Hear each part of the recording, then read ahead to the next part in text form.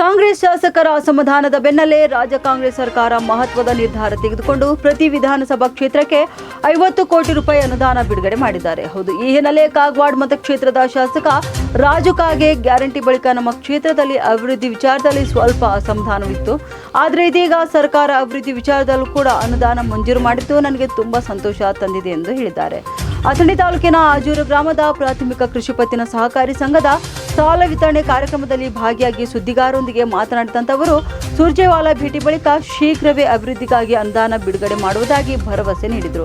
ಇದೀಗ ಅದು ಸಾಕಾರಗೊಂಡಿದೆ. ಮೂಲಭೂತ ಸೌಕರ್ಯಗಳಿಗೆ ಆದ್ಯತೆ ನೀಡುತ್ತೇನೆ ಎಂದು ಹೇಳಿದ್ದಾರೆ. ಶಾಸಕರಿಗೆ ಅಭಿವೃದ್ಧಿಗೋಸ್ಕರ 50 ಕೋಟಿ ರೂಪಾಯಿ ಬಿಡುಗಡೆ ಮಾಡಿದ ಮಾಹಿತಿಯನ್ನ ಬಂದಿದೆ. ಸಂಬಂಧ ಕುಡಿ ನೀರಿನ ಎಲ್ಲಾದರೂ ಹಳ್ಳಿಗಳಲ್ಲಿ ಸಮಸ್ಯೆ ಇದ್ರೆ ಕೆಲವು ನಿರ್ಬಂಧನೆಗಳನ್ನು ಹೇಳಿದ್ದಾರೆ.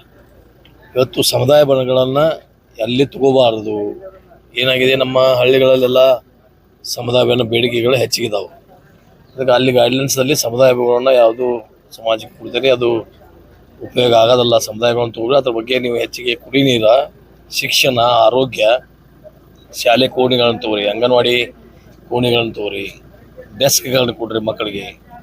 ಸಾಕಷ್ಟು ಮೂಲಭೂತ ಸೌಕರ್ಯಗಳನ್ನು ಏನೇನು ಬೇಕಾಗ್ತಾವೆ ಅದಕ್ಕೆ ಹೆಚ್ಚಿಗೆ ಒತ್ತು ಕೊಡ್ರಿ ಅಂತೇಳಿ ಕೆಲವು ನಿರ್ಬಂಧನೆಗಳ ಕೊಟ್ಟಿದ್ದಾರೆ. ಆದ ಪ್ರಕಾರ ನಮ್ಮ 50 ಹಳ್ಳಿ ಮತಕ್ಷೇತ್ರದಲ್ಲಿ ಯಾವ ರಸ್ತೆಗಳ ಬೇಡಿಕೆ ಇದಾವೆ, ಯಾವ ಶಾಲಾ ಕೋಣೆಗಳು, ಎಲ್ಲಿ ಪ್ರಾಥಮಿಕ ಆರೋಗ್ಯ ಕೇಂದ್ರದಲ್ಲಿ ಶೌಚಾಲಯ, ಕಾಂಪೌಂಡ ಮತ್ತು ಶಾಲೆ ಕಾಂಪೌಂಡ್ಗಳು, ಶಾಲೆ ಹಂಚುಗಳು ಬಿದ್ದಿದ್ದಾವೆ, ರಿಪೇರಿಗಳು, ಇವೆಲ್ಲ ಇವತ್ತು ಭಾಳ ಅವಶ್ಯಕತೆ ಇದಾವೆ ನಮ್ಮಲ್ಲಿ.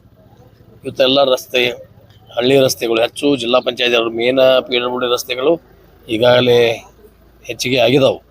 ಅದಕ್ಕಿಂತ ಹೆಚ್ಚಿಗೆ ನಾವು ತಗೋಬೇಕಾದದ್ದು ಇವತ್ತು ಗ್ರಾಮೀಣ ಭಾಗದಲ್ಲಿ ಹಳ್ಳಿಯ ನಮ್ಮ ರೈತಾಪಿ ಜನ ಎಲ್ಲ ತಮ್ಮ ತೋಟಪಟ್ಟಿಯಲ್ಲಿ ಇರುವುದರಿಂದ ಬೆಳೆದಂಥ ಬೆಳೆಗಳನ್ನು ಸಾಗಾಣಿಕೆ ಮಾಡಿ ಮಾರ್ಕೆಟಿಗೆ ತರಲಿಕ್ಕೆ ಇವತ್ತು ಹೆಚ್ಚು ನಮ್ಮ ಬೇಡಿಕೆ ಇರೋದು ಹಳ್ಳಿಯಲ್ಲಿ ತೋಟಪಟ್ಟಿಯ ರಸ್ತೆಗಳು.